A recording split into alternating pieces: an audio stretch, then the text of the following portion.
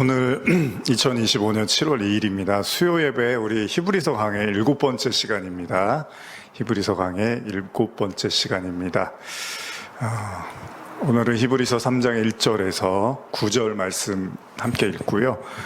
원래 전체를 좀 다 다루려고 했는데 좀 반 나눠서 다루고, 히브리서 3장의 전체 내용은 강팍함에 대한 내용들이 좀 많이 주류를 이루고 있어요. 근데 앞부분의 내용들을 물론 강팍함과 좀 연결을 해서 나누긴 하겠지만, 일단은 오늘은 집마다 지은이가 있으니라는 주제로 여러분과 말씀 나눠보겠습니다. 히브리서 3장 1절에서 9절까지 한번 같이 읽어보시겠습니다.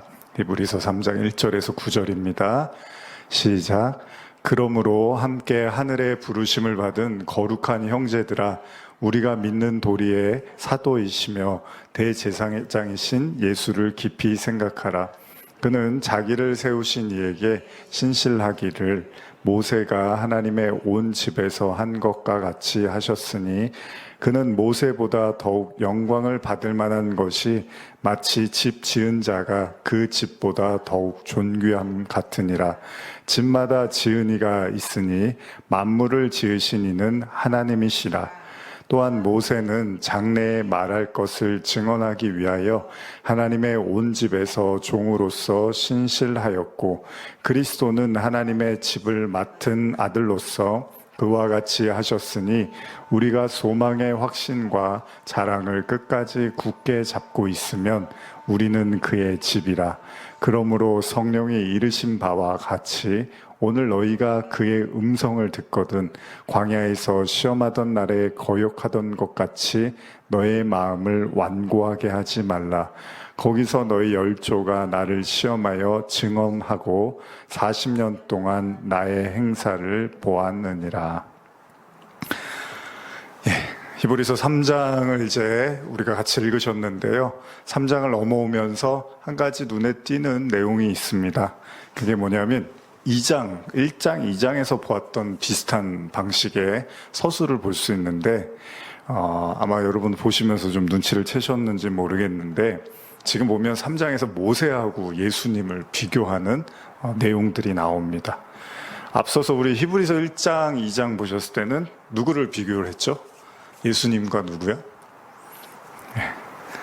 주로 천사를 비교를 했죠. 그래서 천사보다 예수님이 위대하다, 이런 이야기를 했다면 3장으로 넘어와서는 모세를 언급을 하고 있습니다.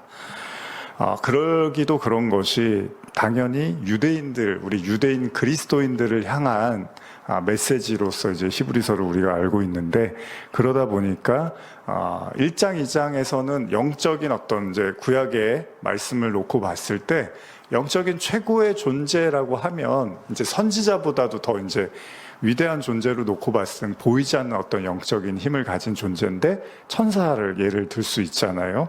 그런데 이제 그 천사보다 예수님이 위대하다라고 1장, 2장에서 강조를 했다면 이제 3장에서는 당연히 선지자가 등장을 해야겠죠. 바로 그 선지자가 모세겠죠. 그래서 이 3장에서는 이제 모세보다 위대한 예수님을 이야기하면서 3장으로 넘어오면서 대제사장이신 예수를 깊이 생각해라 라고 하면서 모세 이야기를 꺼내고 있습니다. 제가 현대어로 3장 2절, 3절, 4절까지를 한번 읽어드릴게요. 잘 한번 들어보세요. 모세가 하나님의 집에서 충실한 봉사를 했듯이 예수께서도 자신을 대제사장으로 임명하신 하나님께 충실하셨습니다. 그러나 예수께서는 모세보다 훨씬 더 큰 영광을 받으셨습니다. 마치 훌륭한 집보다는 그 집을 건축한 사람이 더 많은 칭찬을 받는 것처럼 말입니다. 집을 지을 수 있는 사람은 많으나 만물을 지으신 분은 하나님 한 분뿐입니다. 어렵지 않은 이야기죠. 창조는 당연히 하나님이 하셨으니까 누군가 만든 분이 존재한다는 거죠. 피조세계가 있다는 건 반드시 누군가가 창조하셨다는 거죠. 우리가 이제 성도로서 갖는 믿음이 그렇습니다. 물론 하나님은 스스로 존재한다고 해요. 그러니까 하나님은 그러니까 원인과 결과에 그 영향을 받지 않는 분이 하나님인데, 그러나 이 피조 세계에서는 마땅히 그 인과율의 법칙이 흐르고 있는 건 사실입니다. 그래서 물질이 존재한다는 건 그걸 누군가가 무엇의 어떤 목적에 의해서 만들었다는 거죠. 근데 여기 이제 사용된 2절의 말씀을 보면 모세가 하나님의 온 집에서 한 것과 같이 하셨으니 이런 표현이 나와요. 지금 이제 제가 개역개정으로 보시면 그는 자기를 세우신 이에게 신실하기를 모세가 하나님의 온 집에서 한 것과 같이 이런 표현이 나오거든요. 근데 이제 이런 내용들을 가지고 하나님께서 모세를 굉장히 칭찬하시고 모세에 대해서 굉장히 뭔가 귀하게 높이 평가했다라는 부분들로서 이 구절을 우리가 보게 되는데, 사실 이 지금 모세가 하나님의 온 집에서 한 것과 같이 하셨으니라는 표현이 사실은 민수기에 나오는 표현입니다. 그래서 이거 제가 읽어드릴게요. 민수기 12장 7절에 보시면 내 종 모세와는 그렇지 아니하나니 그는 내 온 집에 충성함이라 이런 표현이 있어요. 그러니까 모세를 뭐 어렵게 생각하지 않아도 모세를 굉장히 칭찬하시는 것 같잖아요. 내 종 모세와는 그렇지 아니하나니 그는 내 온 집에 충성한다 이렇게 표현을 하고 있단 말이죠. 근데 이 구절이 왜 나왔는가, 어떻게 하나님께서 왜 갑자기 이런 말씀을 하셨는가를 이제 여러분과 좀 나누면서 오늘 본문을 좀 이렇게 같이 좀 이해하고자 하는데, 여기 보면 그는 내 온 집에 충성한다라는 거는 뭐 여러 가지로 우리가 접근할 수 있지만 하나님의 백성들이라고 보시면 되겠죠. 하나님의 백성들에게 아주 충실히 섬겼다 뭐 이렇게도 볼 수 있고, 하나님의 집이라는 게 뭐 성전의 개념도 있을 수 있고 또 하나님의 백성의 개념 여러 가지 형태로 볼 수 있는데, 어쨌든 하나님이 맡겨주신 사역을 모세가 충실하게 이행했다라는 거죠.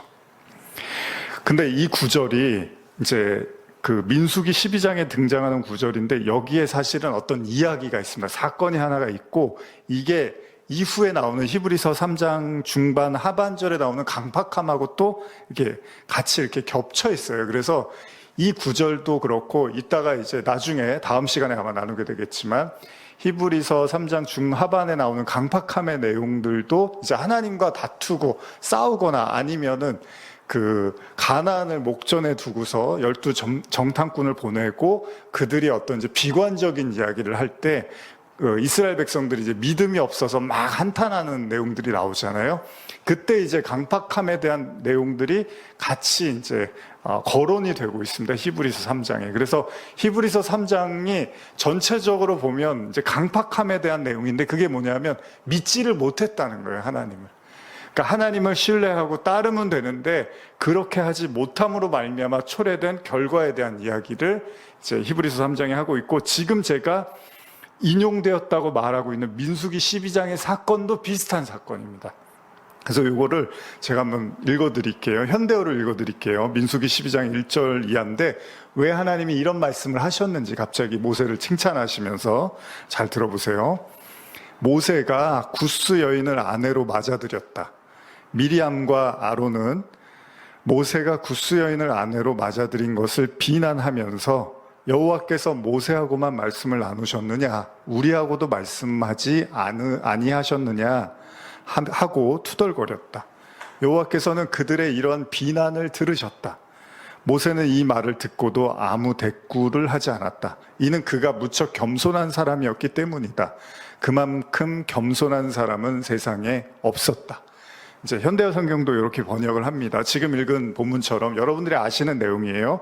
모세가 구스 여인을 이제 아내로 맞아들이면서 일어난 사건입니다. 근데 이 구스라는 말은 뭐 대충 여러분들이 아시겠지만 이 아프리카의 에티오피아와 아라비아 반도 및 아시리아 지역 등에 널리 퍼져서 정착한 우리가 소위 말하는 검은 피부색의 함족 계통을 말한다고 합니다.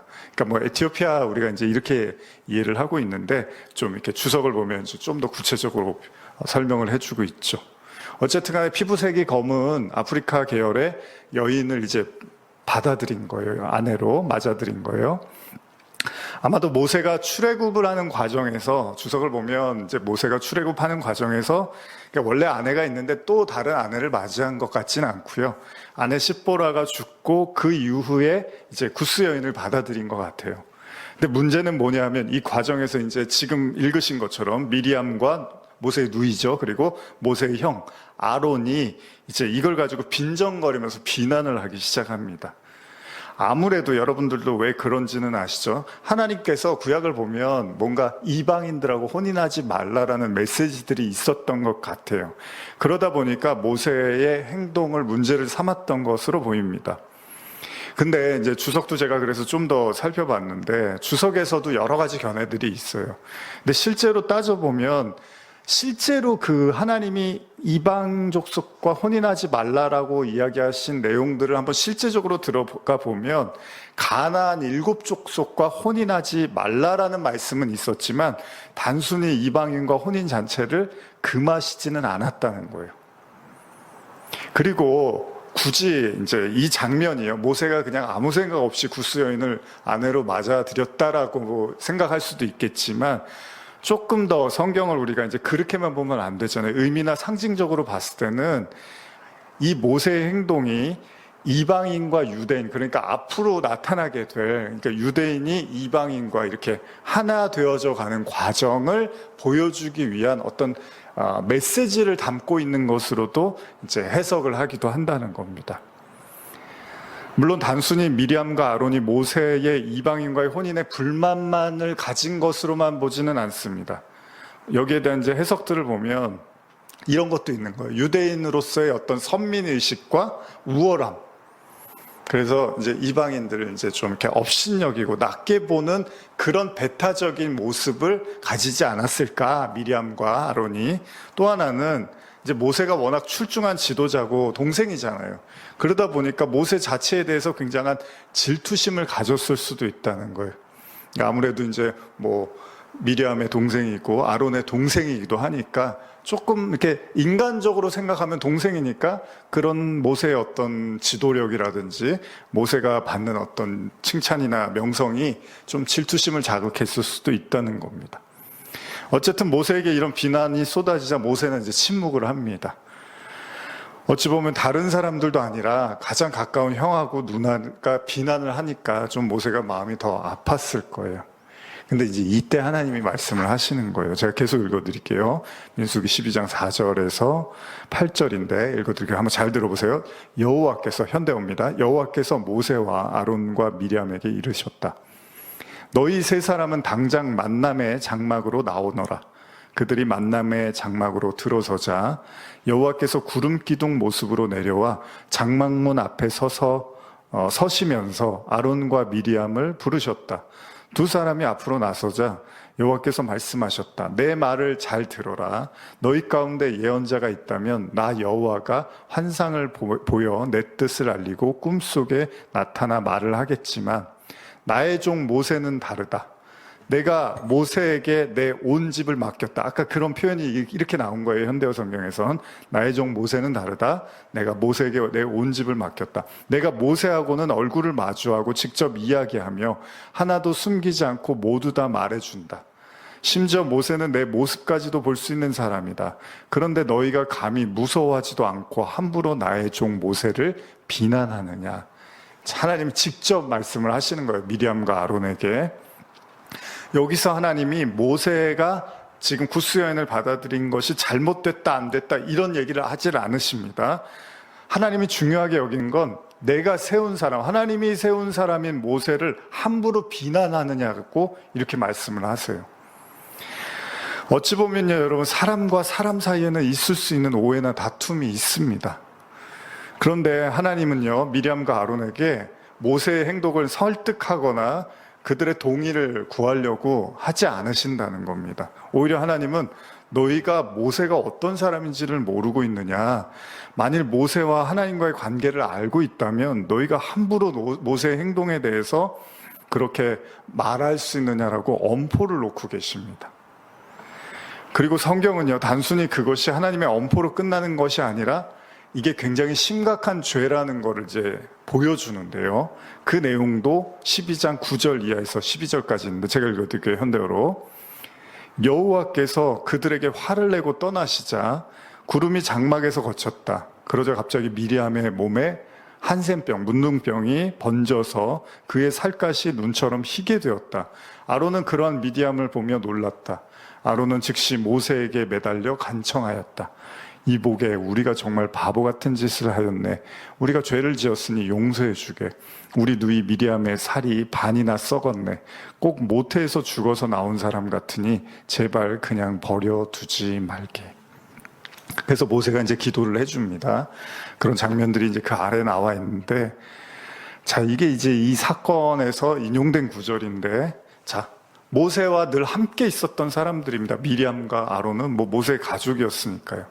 근데 문제는 뭡니까? 하나님이 가족이고 편하고 친하다고 해서, 가깝다고 해서, 그렇다고 해서 그것이 다는 아니라는 겁니다.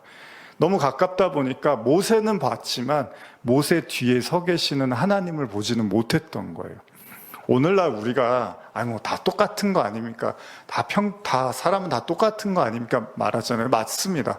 그럼에도 불구하고 하나님께서 이렇게 모세를 편을 들어주시고 모세를 이렇게 칭찬하신 이유는 뭐겠습니까? 하나님의 권위에 대한 문제라는 거죠. 우리 그 수업 시간에 떠들면은, 이제 고등학교 때도 그렇고 뭐 중고등학교 때 떠들면은 어떻게 하죠? 선생님이 나가기 전에 반장을 불러서, 반장 떠드는 애들 여기 이름 적어 놓으라고, 그러면은 내가 갔다 와서 혼내주겠다고 하잖아요. 그럼 똑같은 거예요. 반장도 우리하고 같은 친구들이 맞아요. 근데 반장한테는 뭐가 있는 거죠? 권위가 있는 겁니다. 지금 선생님을 대신한 어떤 권위를 부여받은 거예요. 그래서 떠드는 사람 하면 이름을 적었어요. 그러면 친구들이 네 적지 마. 네가 뭔데 적으라고 막 지우려고 하고 막 싸우려고 할 수도 있잖아요. 근데 나중에 선생님이 어떻게 하죠? 그런 것들에 대해서 이제 혼을 낸단 말이에요. 내가 이 반장한테 이럴 수 있는 권한을 줬는데 네가 왜 함부로 그렇게 마음대로 하느냐라고 혼을 낼 수 있는 거죠. 무슨 얘기냐면, 모세 자체에 대한 탁월함이나 하나님이 위대함도 이야기하시지만 더 중요한 건 하나님께서 모세를 대리자로 부르셨다는 거예요. 그래서 하나님께서 모세를 통해서 말씀하시고 모세를 통해서 인도하시는 것을 부인할 수는 없다는 겁니다. 그것이 바로 하나님께서 모세에게 주신 권한이었다는 거죠. 권한. 그래서 이 구스 여인을 받아들이고 뭐 혼인을 하고 이런 걸 가지고 미리암과 아론이 비판하고 여기에 대해서 판단을 하는데, 물론 그럴 수 있잖아요, 사람이. 그러나 성경이 말하고 싶은 건 뭐냐면 그 이면에 감춰져 있는 하나님의 뜻을 생각하라는 거죠.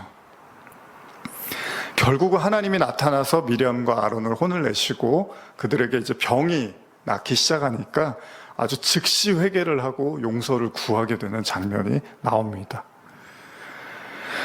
개역개정으로 3장 3절과 4절을 제가 한 번 더 읽어드리면, 그는 모세보다 더욱 영광을 받을 만한 것이 마치 집 지은 자가 그 집보다 더욱 존귀함과 같으니라. 집마다 지은 이가 있으니 만물을 지으신 이는 하나님이시라. 우리가 눈에 보이는 것만으로 판단해서는 안 된다는 겁니다. 하나님께서 어떤 권위를 주시고 하나님께서 어떤 사역을 허락하시고 임무를 부여하신 사람을 대할 때 그들의 행동과 말과 판단 속에서 그래도 조금 더 진지하게 생각하고 받아들여야 될 필요가 있다는 겁니다. 마치 미리암과 아론처럼 눈에 보이는 것만 가지고 판단했다가는 큰 실수를 할 수도 있다는 겁니다. 어쩌면 미리암과 아론은 구스 여인을 아내로 삼은 모세를 바라보면서 조금 더 진지할 필요가 있었다는 거예요. 왜 모세가 저렇게 했을까? 혹시 뭐 이 속에 더 깊은 어떤 뜻이 있는 건 아닐까라고 생각하며 비판을 자제해야 될 필요가 있었다는 겁니다.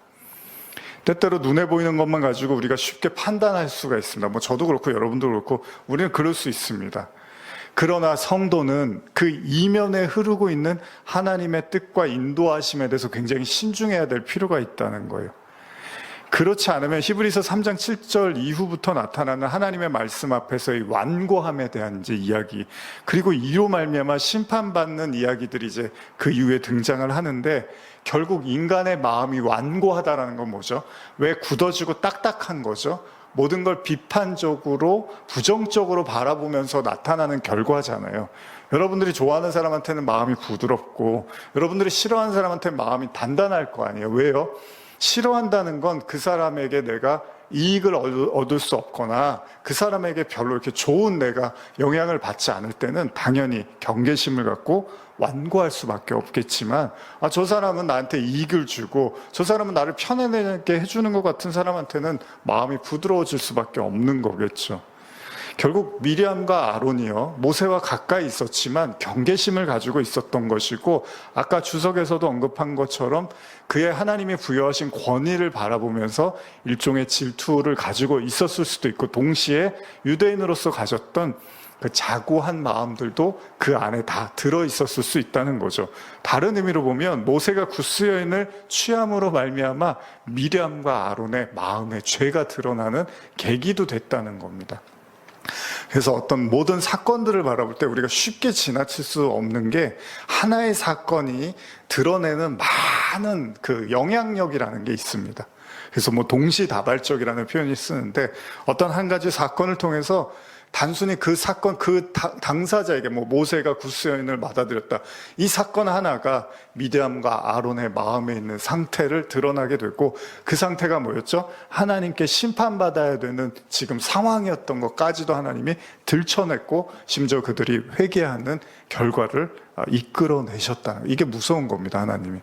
그래서 나와 관련이 있는, 그러니까 내 개인적인 어떤 사건도 중요하지만 내 주변에서 일어나는 사건을 통해서도 하나님은 충분히 많은 이야기들을 하시고 또 우리 자신을 돌아보게 하시고 생각하게 하신다는 겁니다.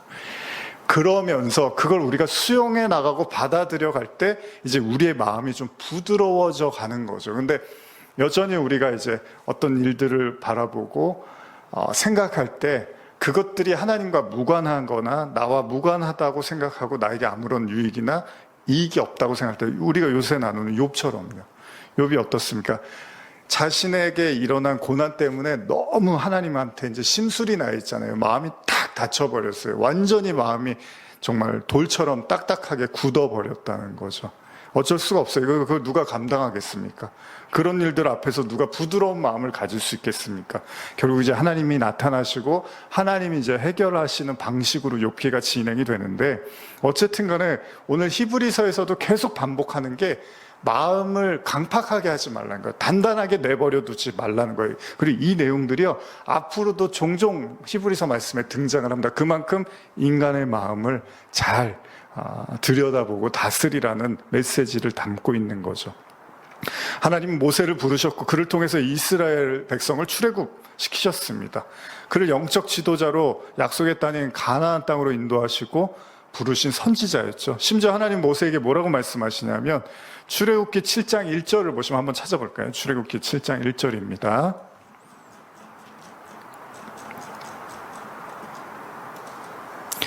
한번 읽어볼까요? 시작. 여호와께서 모세에게 이르시되, 볼지어다 내가 너를 바로에게 신같이 되게 하였은즉 내 형 아론은 내 대언자가 되리니. 아주 놀라운 표현이 나오죠. 내가 너를 바로에게 신같이 되게 하겠다는 거예요. 그럼 어떻죠? 지금 모세를 통해서 하나님은 바로에게 여호와 하나님을 나타내시겠다는 거잖아요. 근데 바로가 모세를 인간으로만 바라보면 어떻게 하죠? 인간으로 바라보면 바라볼수록 이제 바로는 계속 망할 일만 남은 거예요. 모세 뒤에 감춰져 있는 하나님의 권위와 하나님의 능력과 하나님의 임재를 보지 못하고 모세를 한낱 그냥 히브리인으로서 인간으로만 바라봤더니, 모세가 하는 말을 그냥 사사건건 다 유치하고 그냥 인간적인 이야기로 받아들이면서 결국 바로는 완전히 쫄딱 망하게 되는 겁니다. 하나님이 내어주라고 하십니다. 백성을 보내라고 하십니다. 예배를 드리도록 이스라엘 백성들을 종에서 꺼내달라고 하십니다라고 계속 얘기하지만, 바로는 어떻게 해요? 그냥 하나님의 메시지로 듣는 게 아니라 그냥 모세의 이야기로만 듣는 거예요. 결국 바로는 완전히 쫄딱 망하게 되는 신세가 되는 거죠. 하나님은 모세를 어떻게 대우하고 계시는지를 명백하게 보여주는 대목입니다. 그 정도로 하나님이 모세에게 부여한 권한이 어마어마했다는 거예요. 모세 뒤에는 엄청난 하나님이 계셨고 하나님이 지금 그를 통해서 다스리고 계시다는 거예요. 미리암과 아론에게 하나님이 그걸 알려주고 싶었던 거예요. 너희가 그렇게 함부로 말하고 있는 모세가 어떤 존재인지를 알고서 그렇게 말을 하냐는 거죠. 다시 말하면 모세를 부르시니 즉 하나님을 보지 못한다는 거예요. 히브리서는 모세와 예수를 비교하는데요. 지금 제가 모세를 이렇게 치켜 세웠잖아요. 그러나 히브리서에서는 왜 이 얘기를 하냐면 그 모세보다도 위대한 예수님을 말하기 위해서였던 거잖아요. 여러분, 이 세상 모든 만물이요, 하나님에 의해서 지어졌다는 걸 모르는 성도는 없습니다.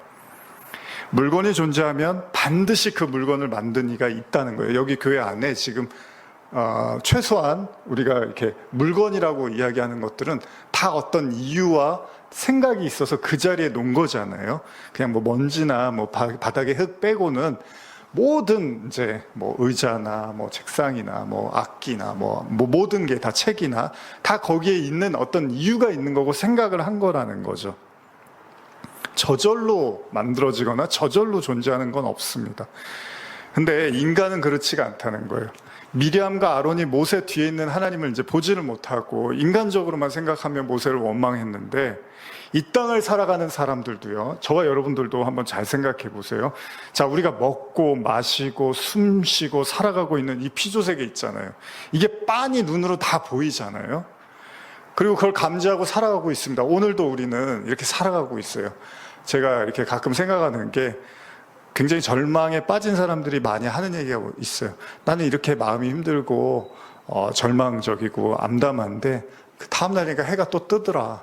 매일 아침마다 해가 뜨더라. 마치 우리의 어떤 감정과 상관없이 이 자연계 질서는 날마다 동일한 모습으로 움직이고 있다는 거죠. 그게 바로 이제 하나님이 운행하시고 역사하신다는 증거이기도 합니다. 욥이 그렇게 고통스러워도 해는 뜨고 달은 뜨더라는 거예요. 별은 뜨더라는 거예요. 그게 하나님의 어떤 통치의 원리였던 거죠. 자, 우리는 이 세계를 뻔히 보고 있고 오감으로 감지하고 살아가고 있습니다. 그러나 그 이면에는요, 그 창조주 하나님을 보지 않으려고 하고 알지 않으려고 하는 수많은 사람들에 대해서도 우리는 알고 있잖아요. 그래서 로마서 1장 20절에서 25절 보시면 한번 찾아서 읽어볼까요? 로마서 1장 20절에서 25절입니다.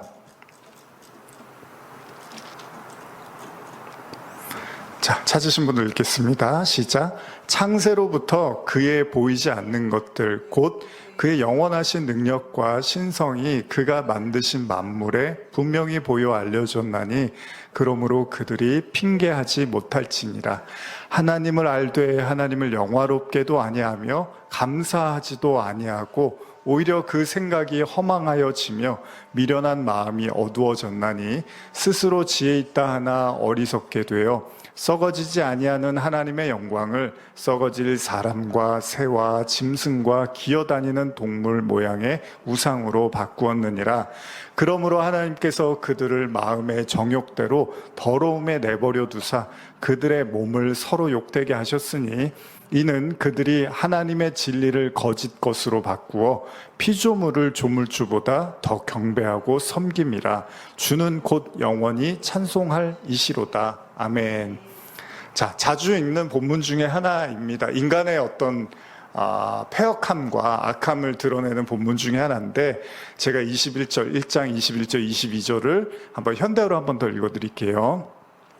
그렇습니다. 인간은 하나님을 알고 있습니다. 그런데도 인간은 그 사실을 받아들이지 않습니다. 하나님께 예배를 드리기는커녕 날마다 하나님께서 돌보아 주시는데도 감사조차 드리려 하지 않습니다. 오히려 그들은 이제 하나님이 어떤 분이며 또 인간에게 원하는 것이 무엇인지에 대해서 어리석은 생각마저 품고 그 어리석은 생각에 아둔해져 분별력조차 잃어버렸습니다. 하나님 없이도 현명하게 될 수 있다고 주장하면서 그와는 반대로 완전히 어리석은 인간이 되어버렸습니다.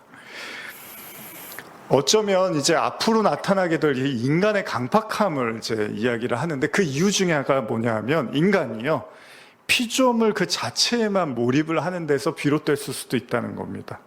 제가 어린 시절에 이제 초등학교 때나 중학교 때 학교 다녀오면 이제 어리니까 막 저녁 시간이 되면 막 허기가지고 배가 너무 고픈 거예요. 그때는 지금처럼 간식이나 이런 게 풍족할 때가 아니잖아요.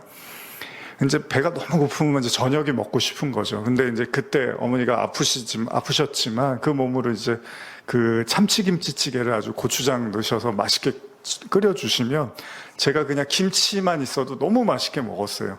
그 참치 조금 넣고 그 참치찌개하고 김치 이렇게 해서 밥을 먹으면 꼭 2공기씩 제가 밥을 먹었습니다. 너무 맛있었어요. 그러니까 배도 고프고 그 맛도 좋고 해서 아주 금상첨화가 따로 없었습니다. 그러나 중요한 건 시간이 지나고 생각해 보면 그때는 그 찌개가 너무 맛있었지만 지나고 생각해 보니까 그 찌개를 끓여주신 분이 어머니라는 사실은 틀림없다는 거죠. 수십 년 사역을 해오면서 이제 목회도 하고 뭐 이런저런 사역을 하면서 이제 이렇게 삶을 돌아보고 사역을 돌아보면 제가 고마운 사람이 바로 이제 제 아내라는 사실을 부인할 수는 없습니다.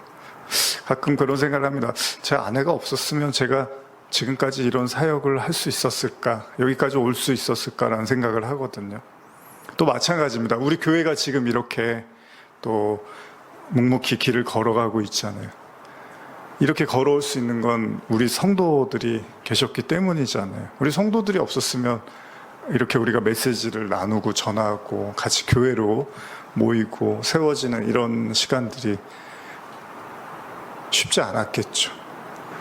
분명히 어떤 일에는요, 그거를 뒷받침해주는 누군가가 존재한다는 겁니다. 그러니까 하나님도요, 저와 여러분들의 필요를 너무나 잘 아시잖아요. 그러니까 저와 여러분들이 어떤 일을 할 때 뭐를 부족하고 뭐가 연약하는 걸 잘 아시잖아요. 모세도 하나님한테 뭐라고 그러니까 말을 못해서 애굽에 못 들어가겠다고 하는데 한 번만 그런 게 아니라 나중에 또 그럽니다. 그러니까 뭐라 그래요? 그럼 네 형 아론이 말을 잘하니까 네 형을 내가 붙여줄게, 이렇게 이야기를 하는 거죠. 하나님께서 어떤 일을 시키시고 어떤 일들을 진행하실 때 우리의 약함을 아시기 때문에 하나님이 거기에 맞는 동반자들을 붙여주신다는 겁니다. 그러니까 저와 여러분들의 곁에는 또 누군가가 있다는 거예요. 하나님이 보내주신. 그리고 우리가 자고하지 않고 강팍하지 않는 이유 중에 하나는 내가 내 힘으로 혼자서 여기까지 이렇게 왔지라고 생각하는 것이 아니라 저 사람이 아니었으면, 저들이 아니었으면, 그가 아니었으면 내가 이렇게 올 수 없었을 수도 있겠구나라는 그런 마음들을 가져갈 때 우리의 마음이 부드러워지기 시작하고 타인에 대해서도 조금씩 이렇게 따뜻한 마음을 가질 수가 있겠죠. 그런데 성경이 여기서 끝이지가 않습니다. 그렇게 고마운 사람들을 저와 여러분들 곁에 하나님이 붙여주시면서 성경은 그 뒤에 또 누가 있느냐라고 이야기를 하는 거죠. 시편 118편 6절에서 7절을 보시면, 이건 제가 읽어드릴게요. 여호와는 내 편이시라. 내가 두려워하지 아니하리니 사람이 내게 어찌할까. 여호와는 내 편이 되사 나를 돕는 자들 중에 계시니 그러므로 나를 미워하는 자들에게 보응하시는 것을 내가 보리로다. 사실은 우리 주변에 고맙고 감사한 사람들이 있는데 또 하나 더 눈을 뜨면 그 사람을 보내주신 분이 하나님이라는 사실을 부인할 수 없다는 거죠. 저도 원망하고 많이 불평할 때가 있는데 그러다가 예를 들면 제 아내를 생각하면 그래도 참 아내를 만나게 하신 하나님이 참 감사하지, 하나님이 보내주셨지라는 생각을 하면 또 그런 불평과 불만이 이렇게 좀 사그라드는 거죠. 우리가 생각하지 못할 뿐이지 하나님은 다양한 형태로 우리의 어떤 연약함과 부족함을 계속 메꿔가고 우리를 돕고 계셨다는 거죠. 다시 말하면 우리가 살아가는 그 모든 이면에 결국은 모든 것이 하나님으로부터 나왔다는 사실을 깨닫는다면 인간의 마음이 쉽사리 강팍해질 수는 없다는 겁니다. 물론 우리가 당하는 어려움과 고난과 위기 속에서 어떻게 사람이 늘 감사하고 늘 기뻐하며 그럴 수만은 없는 겁니다. 그럼에도 불구하고 하나님께서는 저와 여러분들의 보이지 않는 삶 속에 관여하고 계시고 함께하고 계시다는 겁니다. 하나님이 이렇게 칭찬했던 모세, 그리고 그 모세의 뒤에 서 계신다라는 말씀을 미리암과 아론에게 하시면서 결국 그들이 미리암과 아론을 혼내는 것이 목적이 아니었던 거죠. 우리가 너무 쉽게 지나치는 우리의 삶과 사람과의 관계 속에서 그 이면에 계시는 하나님의 손길을 보라는 거죠. 왜냐하면 모든 만물은 하나님이 창조하고 다스리시기 때문이라는 거죠. 그렇게 생각한다면 제가 이제 욥기 나눌 때도 이번 주에도 나누겠지만 사실 저와 여러분들이 안심할 수 있는 이유는 앞으로 평탄하고 문제가 없을 거라는 확신 때문이 아니라 앞으로도 어려움이 있고 힘든 날들이 올 수도 있어도 하나님의 손길 안에 있다는 사실을 믿고 인정하기 때문에 오히려 조금 더 우리가 마음의 안심을 가질 수 있을 것입니다. 히브리서 3장 5절에서 6절 제가 현대로 읽어드릴게요. 모세는 하나님의 집에서 칭찬받을 만한 훌륭한 일을 해냈습니다. 그러나 그는 단지 하나님의 종에 지나지 않습니다. 모세가 한 일은 주로 후에 일어난 일들을 미리 알리고 설명하는 일이었습니다. 그러나 그리스도께서는 하나님의 신실한 아들로서 하나님의 집 전체를 책임지셨습니다. 만약 우리가 끝까지 흔들리지 않는 확신을 가지고 주께 대한 믿음과 기쁨을 잃지 않는다면 우리 그리스도인들은 곧 하나님의 집이며 하나님께서 우리 안에 계시는 것입니다. 모세는 대단한 사람이 분명합니다. 그러나 그도 인간이었습니다. 심지어는 그는요, 광야에서 이스라엘 백성들에게 화를 내서 하나님께서 너는 나의 거룩함을 나타내지 못했다는 이유로 가나안 땅에 들어가지 못하고 숨을 거둔 사람입니다.